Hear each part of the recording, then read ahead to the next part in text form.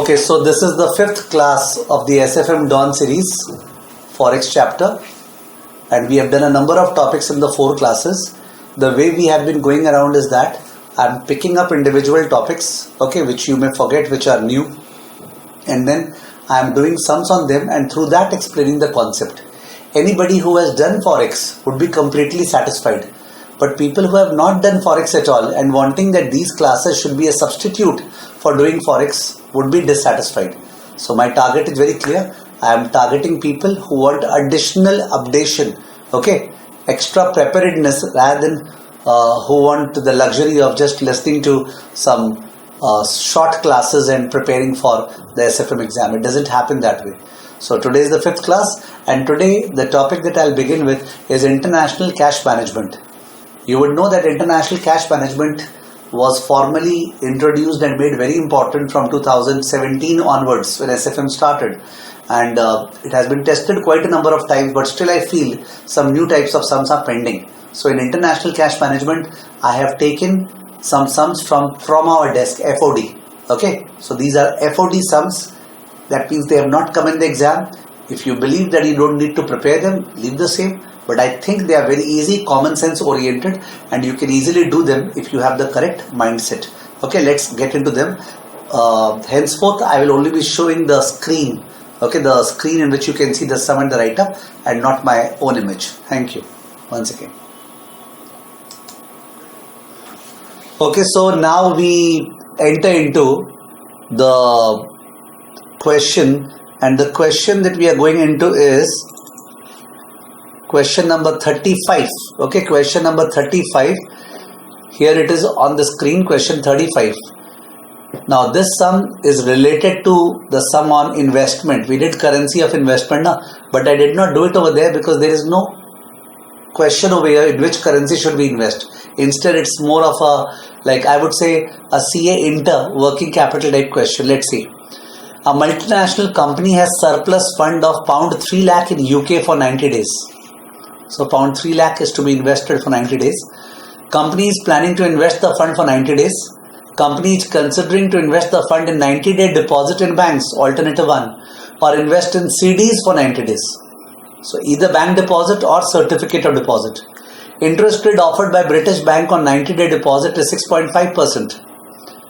Interest rate on CD is 10%. So obviously CD is attractive. It's giving 3.5% extra. But the minimum size of investment in CD is 5 lakh, but we only have 3 lakh, and in multiples of 5 lakh. The OD charges applicable to the company is 14%. So in case the company decides to invest in CD, it will have to borrow 2 lakhs because it has 3 lakh now. So it will borrow 2 lakh at 14%. Does it make sense to borrow at such a high rate to earn the extra 3.5%? Let's see. You are required to find out the break-even size of investment in CD and suggest the bank whether to invest in CD or not, which means forget about the 3 lakh that we have. Instead, we should picturize, suppose we have an amount of X. Suppose we have an amount of X. Okay, let me show the calculation simultaneously. Just 1 second.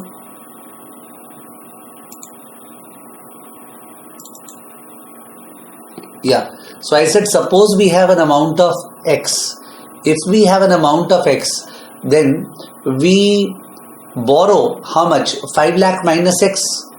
We borrow 5 lakh minus X at 14%. Of course, for 90 days, I will do the 90 by 365 later on. So this is the cost of the borrowing. Now we invest the entire 5 lakh at 10%. So we will earn 5 lakh into 0.1, correct? But we will pay interest of that. So this is the net income we will earn from CD. I hope you are completely satisfied. We are investing 5 lakh at 10%, but we have to borrow 5 lakh minus X into 14% at the rate of 14%. So where does the X come from? That is the break-even size. Wait. Into 90 by 365. Have they mentioned what are we supposed to take? 360 or 365? Let me just check. 1 second. Is it mentioned? No, it is not mentioned. So we are free to take whatever. Usually in the money market, we take 360 days. I have taken 365. I think it will cancel out on the right hand side. This is alternative 1. If you invest in CD.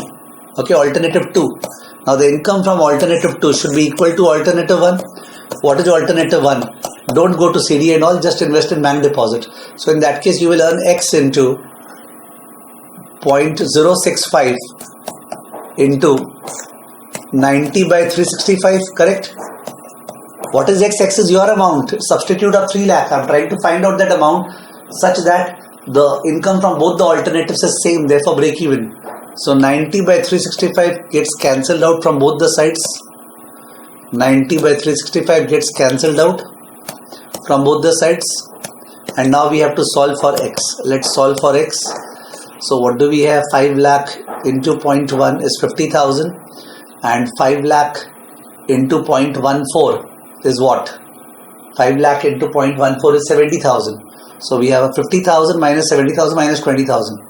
And I have 0.14x minus 20,000 basically. And that is equal to 0.065x. Correct?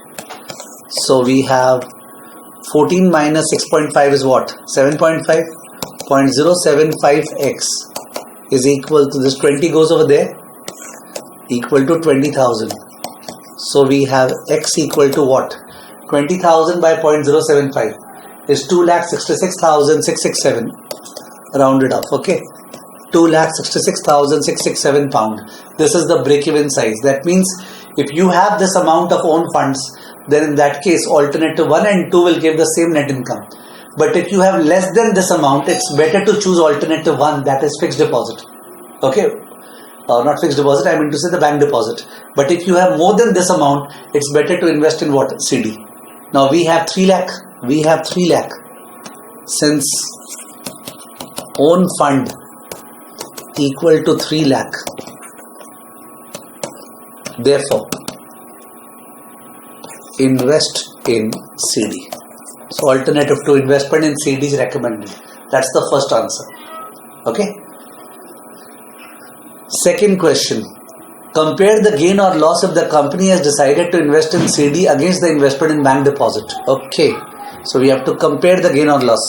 So here you find that our equation for finding out the net gain was under CD was this, where X is 3 lakh. So let's calculate please. Our net income under CD, alternative 2, net income under CD is 0.14 into 3 lakh.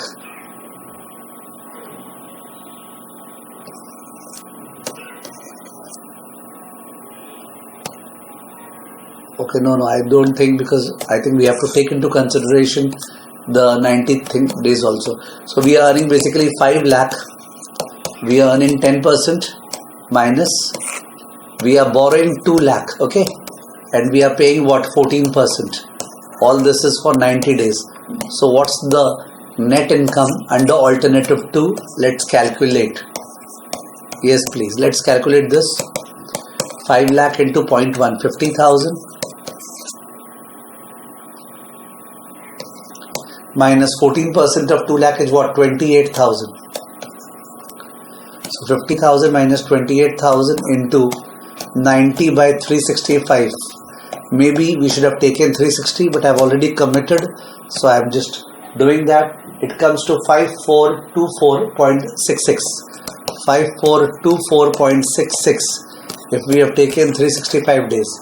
This is the net income from CD investment. And if we instead invest in bank deposit, so the 3 lakh that we have is invested at 6.5% for 90 by 365. 3 lakh into 0.065 into 90 by 365 is 4808.22. 4808.22. So what's the extra income? 5424.66. 5424.66 minus 4808.22.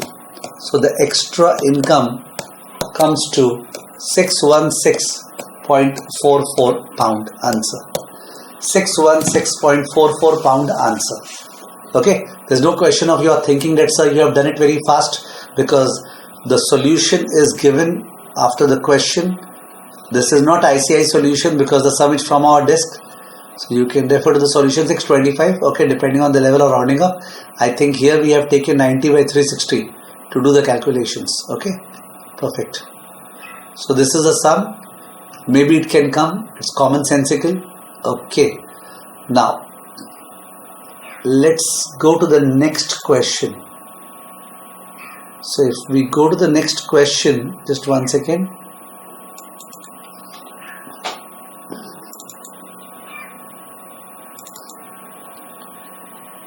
International cash management.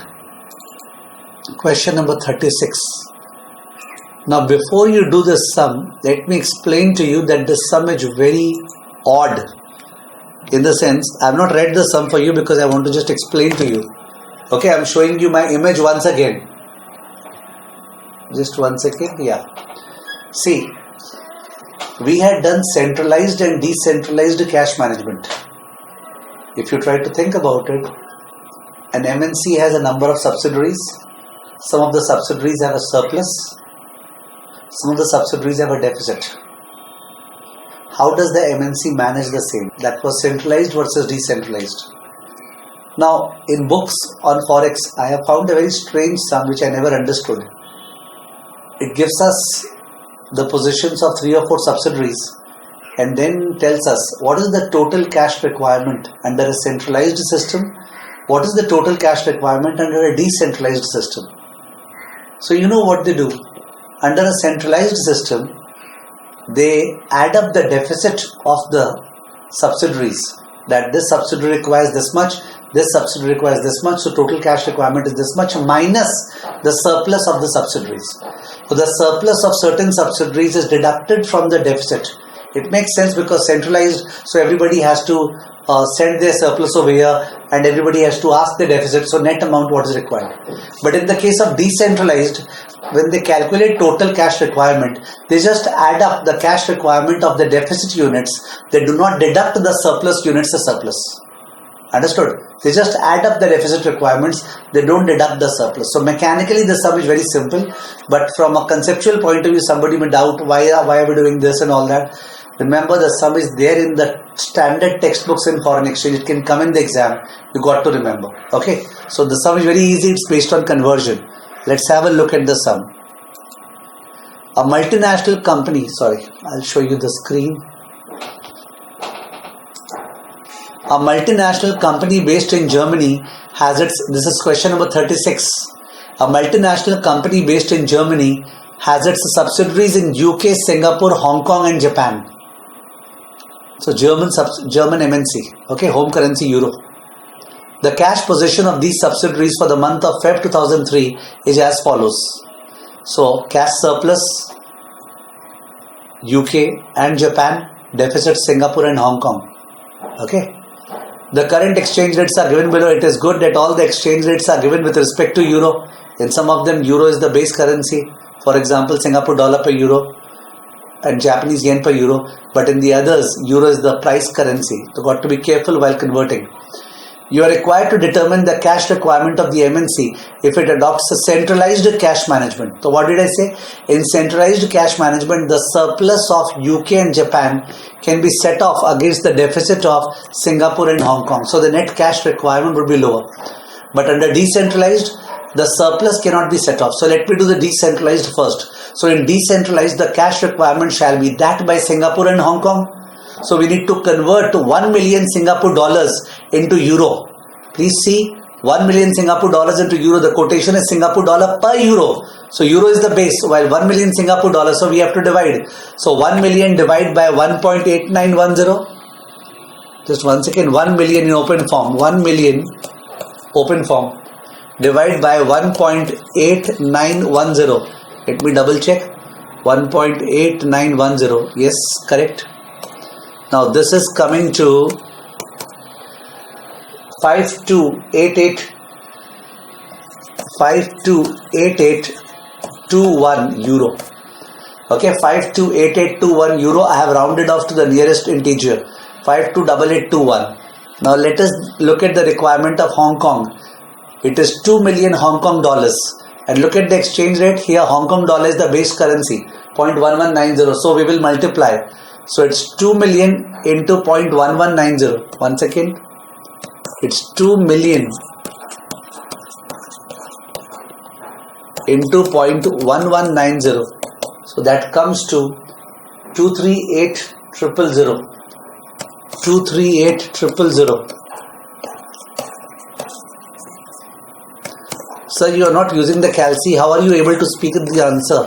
I told you I have called a student from Calcutta who is sitting beside me. He is doing the calculation. Okay, so 528821 plus 238,000. Okay, comes to what? The total cash requirement comes to? It comes to 766,820. It comes to 766,820. 766,820 euro. So 766,820 euro is the total cash requirement and the decentralized. Let's check with the answer printed over here. Decentralized. Yeah, it is 0.7668 million. Okay, the surplus cannot be set off. But if we are doing centralized, in that case the surplus can be set off. So surplus can be set off means, what is the surplus of UK? It's 1 million pound. So 1 million pound into 1.5025. 1 million into 1.5025. Okay, 1 million pound. So 1 million pound into 1.5025 is equal to 15,025. 15,025,00. 15,025,00 euro. That is UK surplus. And then Japanese surplus is 50 million yen. So 50 million divided by 130. 50 million divided by 130. 50 million divided by 130. So that comes to 384,615. 384,615. 384,615. So what's the surplus? The total surplus is 1502500 plus 384,615. 1502500 plus 384,615. It is 188,715. 188,715 euro. So this is the surplus and this is allowed to be set off from the deficit. So if you do that set off, 766,820 minus 766,820 minus 188,715. Does it come negative? Yeah, it's coming to negative. So what have they done? Let's check what have they done, because the surplus is more than the deficit. So they have done 1 million pound. Oh, they've calculated the net surplus. Okay, instead of the net deficit, they've calculated the net surplus. Whatever it is, the figure is coming to 1120295. 1120295 negative. Okay, negative 1120295 euro. So negative means there is no cash requirement. There is a net cash surplus available under centralized system. Net cash surplus available. It's a very mechanical sum. You may not have liked it. Doesn't matter. When it comes in the exam and you know what is to be done, you will like it like a big thing. Okay. Let's go to the third question in this category. And the third question is a good question. I mean to say, the third question is based on common sense. It's actually a good question. Let's check. So question number 37. This is commonsensical. Nice question.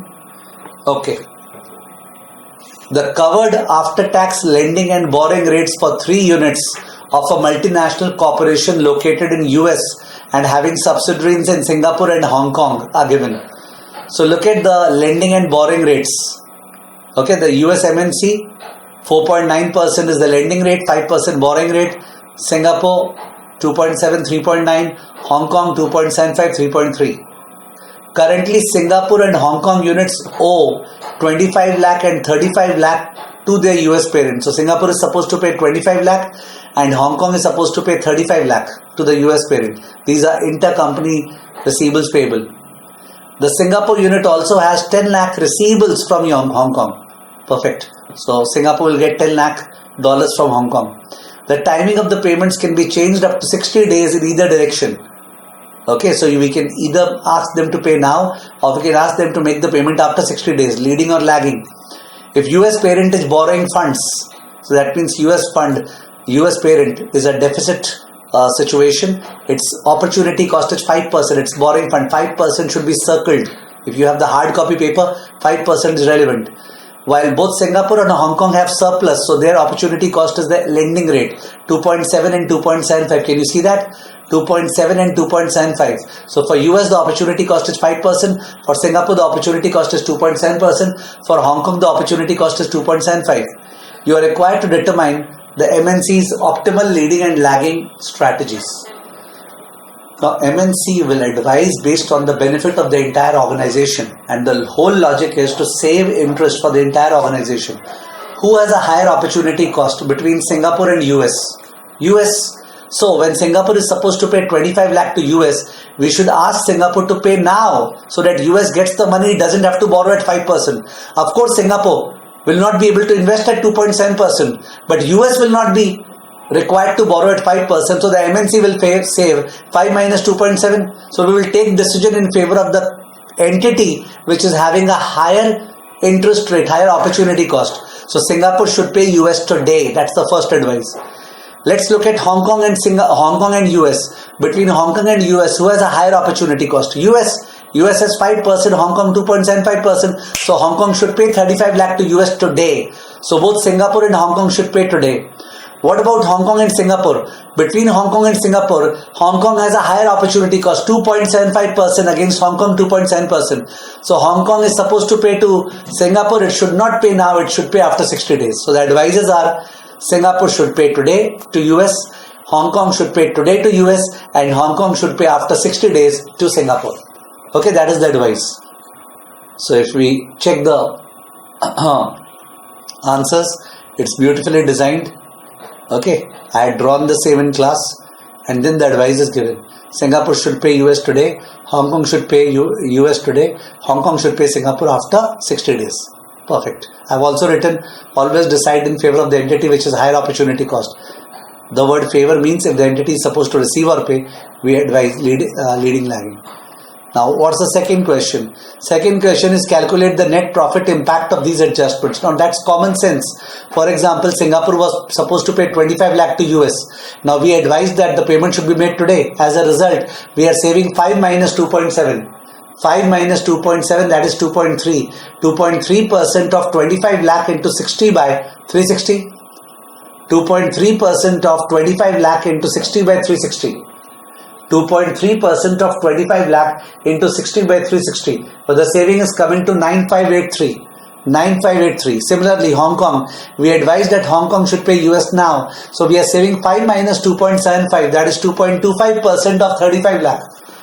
2.25% of 35 lakh into 60 by 360. Into 60 by 360, that's coming to 13,125. Savings of 13,125. And finally, we advised that Hong Kong should pay Singapore after 60 days. So the savings is 2.75 minus 2.7, that is 0.05% of 10 lakh. 0.05% of 10 lakh into 60 by 360. 0.05% of 10 lakh into 60 by 360. That's coming to 833. Okay. So if we add them up and we get the total savings, let's look at the answers. Yeah, that's it. 9583, 13,125, 83 total. So these are three sums on international cash management that are new, that can come in the exam because they are present in all textbooks from which ICAI is setting questions separately. Okay, from all textbooks. So these three sums are important. I think you should do them. You should not leave them. At least do them verbally. Okay, so that you are on the safe side. खैर ये तीनों तो these three were the sums on international cash management which have not come in the exam, which were from our desk. There is one sum which is from ICAI RTP. ICAI RTP. I have done it in class, but I consider the sum to be important because it has not yet hit the exam. So let's look at that sum also. It is question number 15. titled International Working Capital Management. Question number 15. Just one second. Yeah, question number 15. International Working Capital Management. A very good sum, one of the best sums. It can come in the exam, please. Suppose you are a treasurer of XYZ in UK. XYZ has two overseas subsidiaries.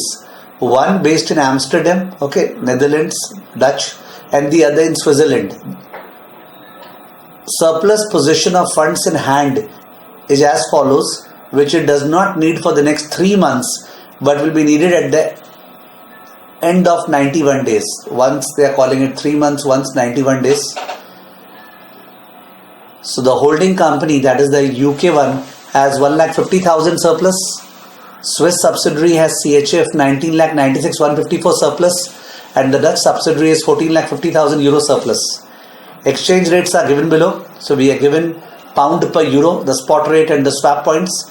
We are given CHF per pound, the spot rate and the swap points. Here the swap points are high-low, 0.0242, 0.0228. Okay, so be careful.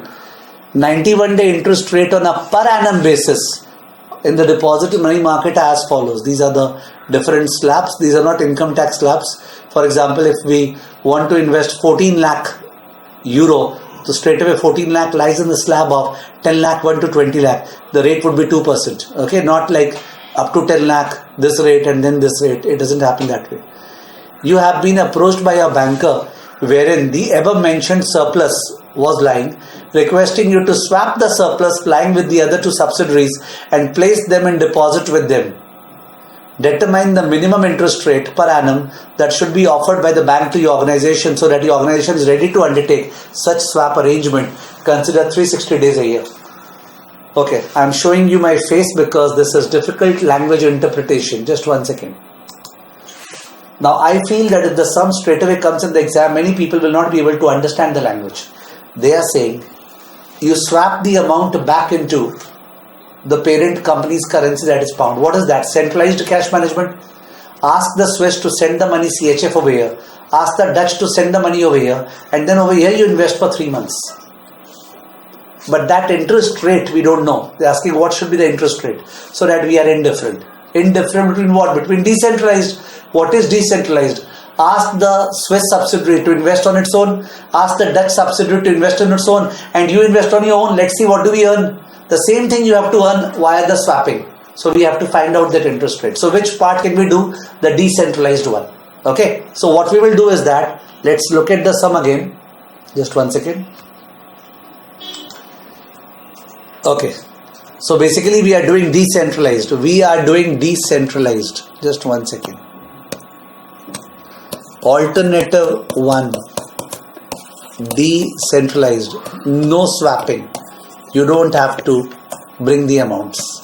So in decentralized, the Swiss subsidiary will invest CHF over there. Now the Swiss subsidiary has what surplus? 1996,154. 1996,154, and what is the slab? The slab is this one, CHF, 0.5% is the interest rate. So 1996 154, I think 154, bracket 1 plus 0.005 into 91 by 360, and this entire CHF, let me just check, it was 1996 154, correct, and this entire CHF has to be converted back into what? Into pound. So we have to sell CHF forward. What's the rate given? The rate is CHF per pound. So we are selling CHF forward. That means buying pound forward. Buying pound forward. So the rate shall be 2.3326 minus 0.0028. Divide. So divide by 2.3326 minus 0.0028. Okay. So this will be the amount we will get. What is it coming to?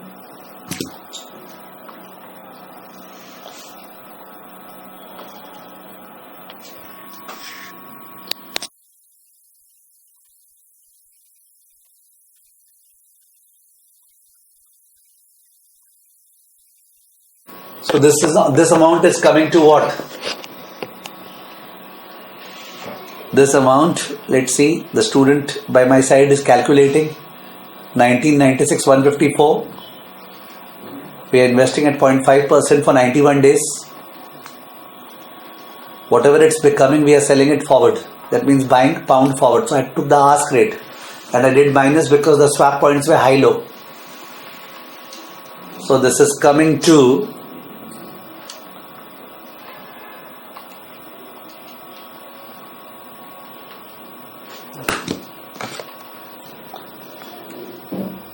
1082.889. Let's hope it's correct. This is pound. I will just check it. I think it must be done over there. Let me check.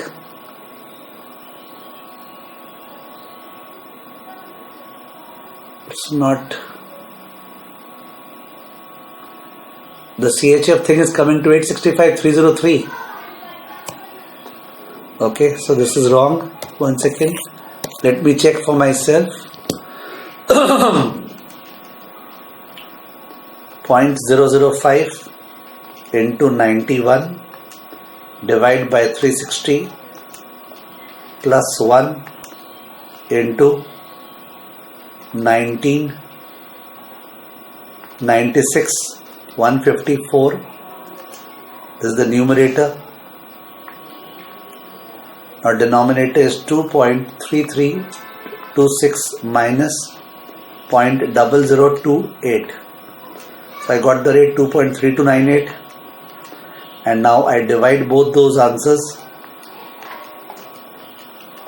So I'm getting 857,874. 874.889.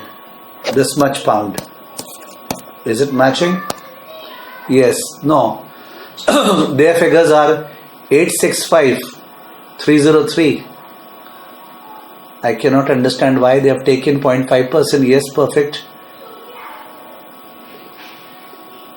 The rate is 2.3098. What did I take? 2.3298 I took. 1 second. Did I commit a mistake in the exchange rate? The exchange rate was 2.3326 minus 0.000228. 2.3326 minus 0.0228. It is 2.3098. Sorry. So I think I wrote it wrong over there. Or it was, sorry, this I wrote it wrong. This is 0.0228. I wrote 0.0228. If we again do it, sorry, 2.3326 minus 0.00, sorry, minus 0.0228. Yeah, 2.3098. And now if I divide, it's coming to 865,303. 865,303. 865,303. Point something. Is it matching? Yeah, now it is matching. 865,303. Okay, 865,303. It is matching. Sorry for the mistakes. So this is the amount that becomes after 90 days if we do not swap, if we allow the Swiss subsidiary to invest itself. Okay, same thing goes for the surplus of the Dutch subsidiary, which was euro 14,50,000. 14,50,000 lies in the slab. The rate is 2%. So 14,50,000 at 2%, and then to be converted at the forward rate. Okay, so if we do it, it is 14,50,000 bracket 1 plus 0.02 into 91 by 360, and we will sell it forward. What's the base currency? Euro is the base currency, and the swap points are low high. So 0.6858 plus 0.0037. 0.6858 into 0.6858 plus 0.0037. Okay, into. So let's see, this comes to what? So this time 1004829. 1004829. Is it matching? 1004829. Yes, 1004829. That is the amount of pound. And the 1,50,000 pound that we already have will be invested at 1%. So there no conversion required. 1,50,000 pound to be invested at 1% plus 0.01 into 91 by 360. What does it become? It becomes 150,379. 150,379. Perfect. Pound. So these three figures will be added. These three figures. 150,379 plus 1004829, 1004829 and plus 865,303. 865,303.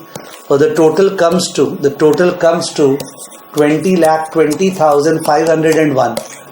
This is the total amount. 20,20,511. Yes. This is the amount if we do decentralized cash management. And if we do swapping, then we have to bring the CHF right now into pound, bring the euro right now into pound. Let's do that. So you have 1,50,000 yourself plus the CHF will be brought over here. So the CHF amount was 1996 154. The spot rate for buying pound is 2.3326. 1996 154. 1996 154 divide by 2.3326. 1996 154 divide by 2.3326. So that is coming to 855,763.5. 855,763.5. And the euro amount was 14,50,000 into 0.6858. 14,50,000 into 0.6858. That comes to 994,410. That comes to 994,410. So the total amount today for investing is 1,50,000 plus 855,763.5 plus 994,410. That comes to 20,174 approx. 20,174. So this amount has to be invested at what rate? This amount has to be invested at what rate? At what rate? 1 plus I into 91 by 360, so that it becomes equal to that amount. Which amount? What was the total earlier? What was the total earlier? It was 20,174, was it? No. That amount, the total earlier was 20,2511. So you want it to become 20,2511. And now we can solve for I, na? We can solve for I. 20,2511 divide by 2,000,174. 20,2511 divide by 20,000,174. The whole thing minus 1. The whole into 360 by 90. It's coming to 4.07%. So 4.07% is the break-even rate. You have to do the sum yourself because it involves a lot of calculation. But this sum can come in the exam. This is more important because this sum is not from our desk. The sum is ICAI. Okay, no slab structure. You have to just see where does the amount lie, take that rate. So please solve the sum nicely. It can come in the exam, and if it comes, it would be a big sum. So these were the 4 sums on international working capital management. Okay, that we have done it in this class today. Okay, so I'm ending the class now. Let there be short classes so that you are optimally able to enjoy. And in fact, if you know me and you are doing it at 1.5 speed, this is hardly taking you half an hour to complete one class. Okay, perfect. So I'm ending the class, the 5th class I'm ending. This was the 4th class, I think. I don't know. Whatever number class, that is coming to an end. Thank you.